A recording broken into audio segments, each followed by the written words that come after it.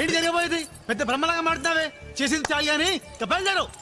అంజీ, నేను వెళ్ళిపోతే మళ్ళీ రాలేను.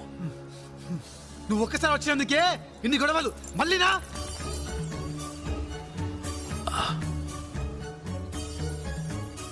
నేను ఇప్పుడు వెళ్ళిపోతే నువ్వు పిలిచినా రాను. అందవా? నేను పిలవను.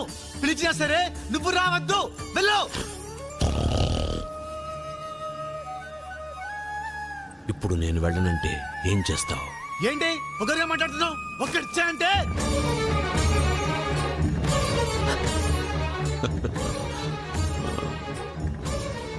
నన్ను కొడతావా? నువ్వు వెళ్ళకపోతే నువ్వు రామ్ భక్తు అంటావు కదా. మీ రాముడి మీద ఒట్టు. రాముడి మీద ఒట్టు.